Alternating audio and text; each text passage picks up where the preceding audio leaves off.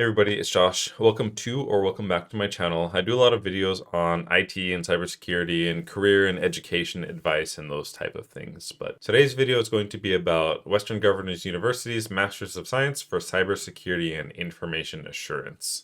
This is a master's degree, so if you're thinking about getting it, you do need a bachelor's degree first, but don't worry because I have this cool video here that kind of talks about how to kind of expedite the process to getting your bachelor's degree. So check that one out if you haven't already. It also explains like a lot about WGU and like kind of the educational model and everything like that that's directly applicable to this video. So I'm not going to talk about WGU too much. I'm just gonna kind of jump into the degree. For this particular video, I'm going to do kind of a class by class breakdown. There's not very many classes in the degree, so I'm going to talk about each one like pretty briefly. And I'm also going to talk about how I was able to graduate this program so quickly. I did it like really insanely fast. I'm pretty certain I have the world record for it. So I'll give some kind of tips on how to graduate quickly. And I'll give the course kind of a grade at the end. I'm going to grade the course on like funness, like how fun I think it was. The relevance, like the course curriculum in the classes and exams, like how relevant all that stuff is to the real world, at least in my experience. I'll give it a score for rigor and difficulty, like how technically rigorous the program was and how difficult it was, as well as a score for value.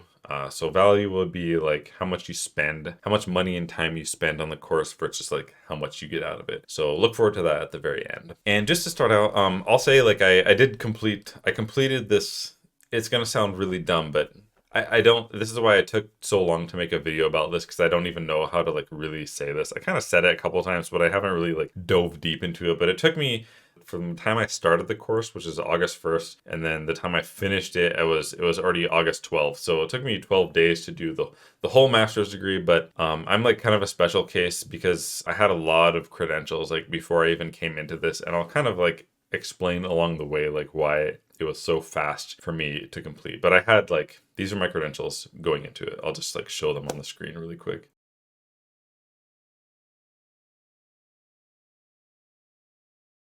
That contributed a lot. But again, 12 days. I would expect most people like, who have a bachelor's degree already with some tech experience, definitely if you attack it, relatively hard, definitely you can finish it in one term, especially this degree. But yeah, let's get into the classes. So forgive me, I'm going to kind of read off my notes a little bit because there's like a lot to write here.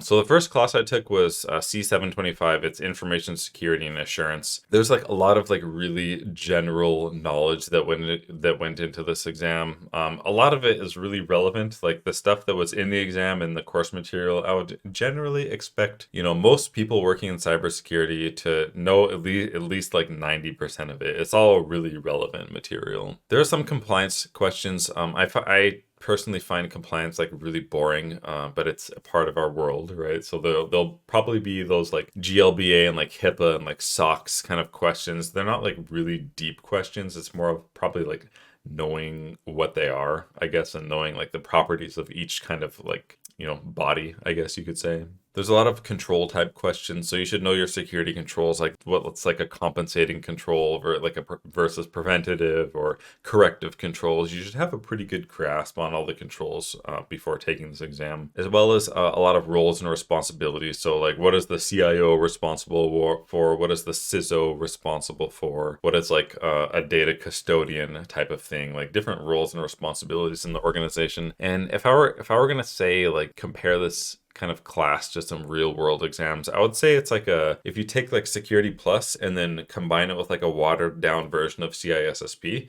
and mix them together, that's what this class would be. This is again C725 Information Security Assurance, and it's an exam. To pass this class, you just study pre-assessment, and then you take an exam, and then you pass. And then for me, for this particular class, like quite easy for me because I've taken Security Plus like twice because I had to renew it, and then I have like CISSP already. I've had it since like 2015, and I went so hard when I studied for that, so it's all like pretty ingrained into my brain already. So when I just took the pre-assessment, and I was like, oh my god, and I took the assessment like immediately, and I passed that class in like an hour within like starting my first day at WGU. Okay.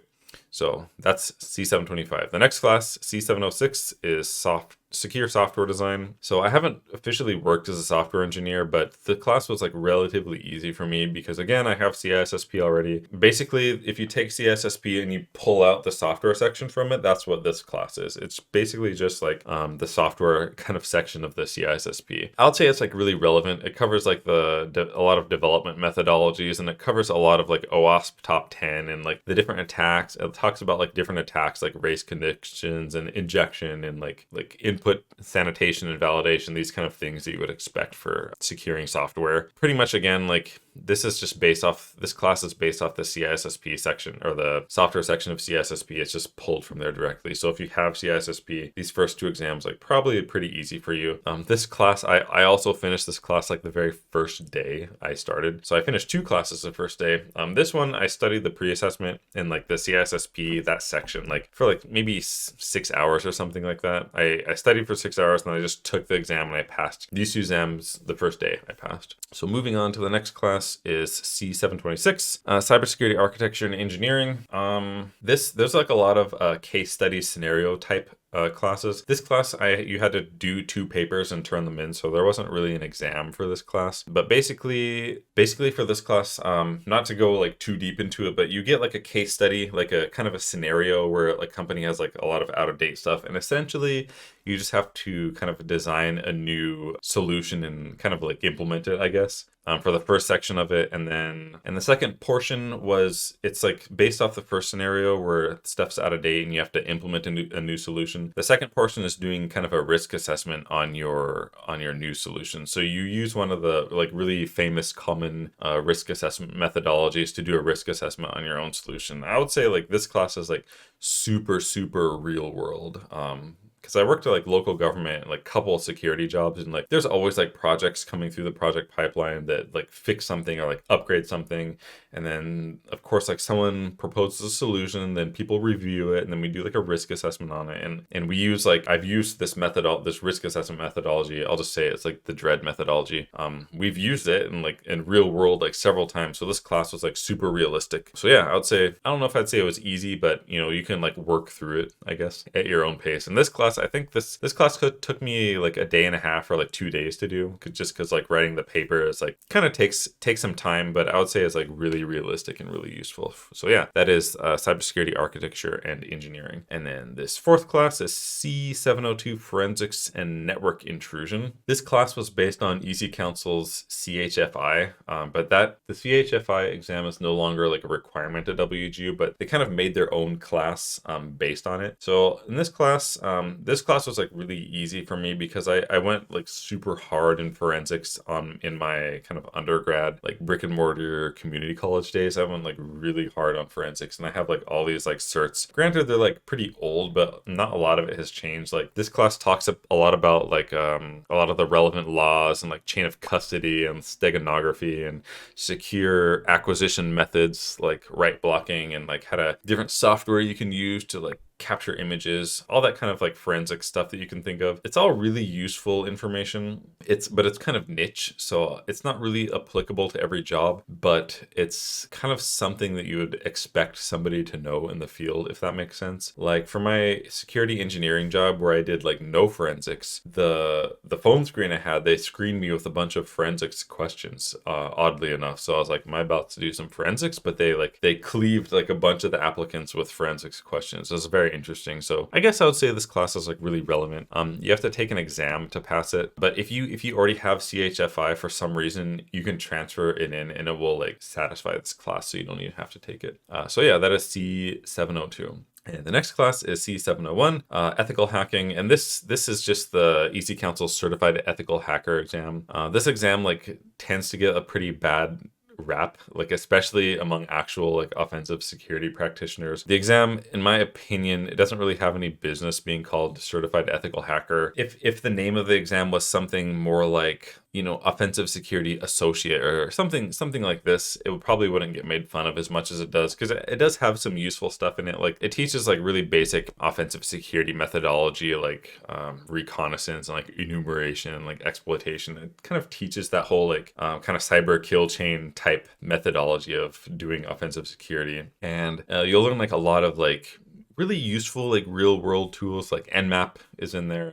You can pre-game for this and like study before you actually enter the class. There's like a lot of Quizlets and like all kinds of CEH curriculum like all over the place. You can just study before registering and then you can knock it out like relatively quickly, I would say. But yeah, this is just CEH, another cert. The good thing about it is the DoD recognizes it. So, you know, if you're trying to get a DoD contract and go and work in Japan or like Spain or, you know, wherever like US has military presence, it will help your application, I guess. So that's C701, ethical hacking. And next one is C727, cybersecurity management.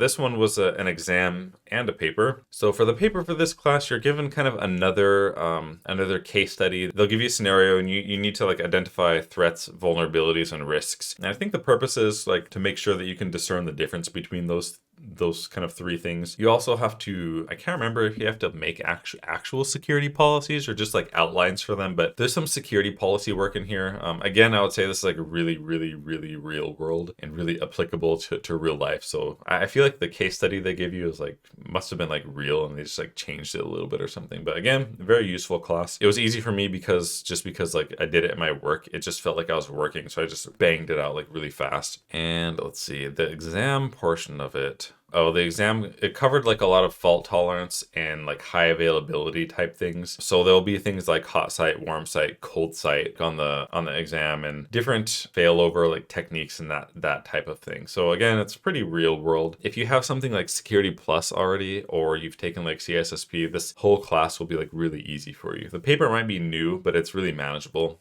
So for me, this class, it was pretty fast. It was like a day or like 2 days or something like this. Next class is C795, Cybersecurity Management 2. It's like kind of the counterpart to the first class. Again, you'll be doing an exam and a paper for this one. It's just another case study, kind of similar to the first one, but you know, slightly different, obviously, because it's another class. There's not really that much to say about it. It's just like another review, kind of. You can imagine it like another review for a project. It's really similar to what I did at my last job, where a project like comes across your table and you kind of review it, I guess, and make sure it's like not too broken. It's just kind of like a project where you're providing or defining a solution for something. It's relatively straightforward, and I would say it's like, you know, really, really realistic, I would say. And second to last class, secure network design.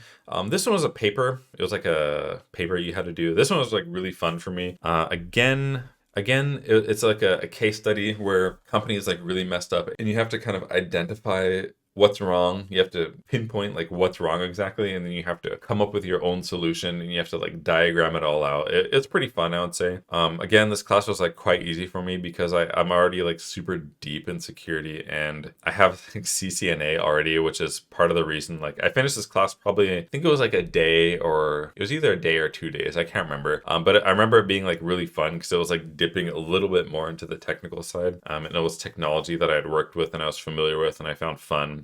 So naturally I enjoyed this class and I was able to finish it like pretty quickly. And the last class was the Capstone, which is a final project. Basically it's like a really large paper that you have to do, written on some kind of like security solution that satisfies like a business problem or a business need or something. It can from what I can tell, like you have to make a proposal for it and they have to accept it, but it can pretty much be on anything that you want, as long as it like makes sense in the context. For me, I did it on implementation of a vulnerability management program for state government. Just something like this, but you know, that's of course like what I was doing for my job at the time, and it's something that I like already did, so I just like sat down and just like wrote the paper like really fast. I wrote it in like, I think I spent like 12 or 16 hours like typing, because I didn't have to like really like research very much and like organize, because it was already like in here from my work, and like it's the work that I've like already done. So I just wrote it out like really fast and then turned it in, and then it got returned, so I just fixed it and then I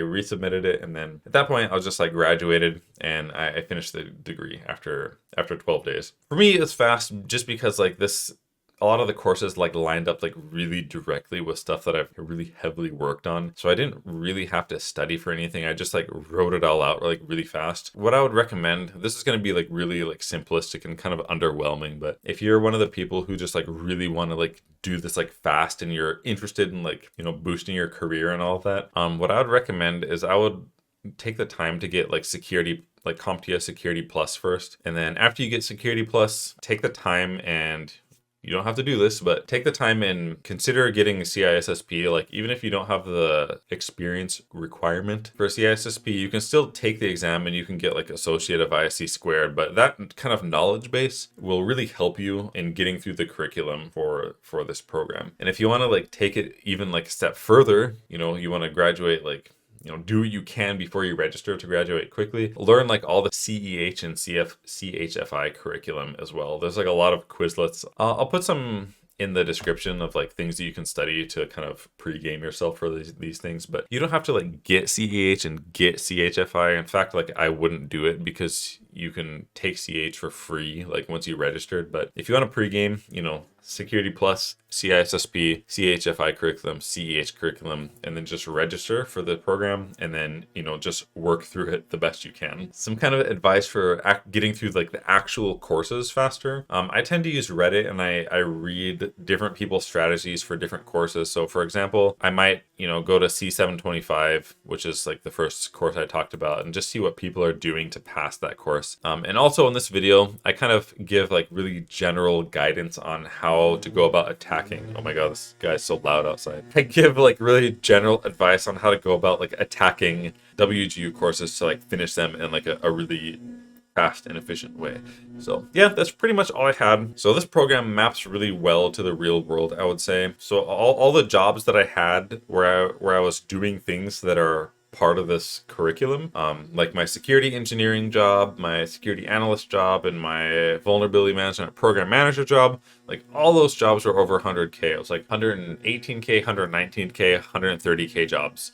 I'm not saying like if you get this degree you can make 130K. That's like not really what I'm saying, because there's a lot of different things that go into getting certain jobs, and I would check out this particular video. I kind of talk about the framework that's required to get a job, and this degree like serves as part of that framework for sure, and it will give you some good knowledge, and it will give you credentials, and it really helps your career. But just understand there's like other components, you know, that you have to kind of satisfy to like get that tier of job. But it's not as hard as some people think. So really relevant. As far as the scores go for this course, I said I was going to kind of review it. For funness, I would say this program is relatively fun, so I'd give it like a 7 out of 10. For relevance and realness, I'll probably give it like a 10 out of 10. Honestly, it's really relevant to a lot of the stuff I did in the real world, and it's really useful. And a lot of the case study things are what I would expect to see in a master's program, because it's kind of taking like real world scenarios and like dynamically applying kind of what you've learned to provide solutions for the scenario. So I'd give it 10 out of 10 for relevance. Rigor and difficulty, I'd probably give it like a 3, to be honest, because it's not technically rigorous like at all. I'm comparing this to like the computer science program, which I have the computer science degree from WGU. And to put things into perspective, discrete math 2 for computer science, that single class took me 3 weeks to complete, whereas this degree took me like 12 days. So, and for value, I'll give it probably like a 9 out of 10, to be honest. Just because of the lack of technical rigor. I'm not really sure if, you know, that's what they're going for this degree, because they kind of balanced out a lot of like compliance and like other those kind of soft skills in there. But value is like relatively high, because you can do this program like really quick, and you get like a lot out of it, because you get that kind of, you get actual real world like security risk assessment experience, and like design experience, and engineering experience, and like security review experience. So I would say, you know, the value is like pretty high, considering you can probably graduate, you know, in 6 months if you really are trying to accelerate. And the degree, like a term, I think is like $4,500 or something. So master's degree in a hot field for $4,500, that's really relevant. I would say that's like really good value. I just would like to see more technical rigor, but you know, maybe the course wasn't designed for that. Like, I don't know. And again, a lot of people like give me hate. Like, I made a post on Reddit, and I got like shit on like pretty badly. So like, don't post this 12 days devaluing our degree. But I came in with like a lot of shit, like a lot of credentials already, and I already make like 130K. So like, I would hope that I would be able to do a program like this quickly. And I think that it's really relevant to like the work I did at that level. So, I mean, I wouldn't say don't let it detract from it that I finished it fast. I want to be transparent about like how fast I did it, but don't let that like detract from the value of it, because it aligned really well with my work. So could be better, but the program's like quite good. I would say it's like pretty good.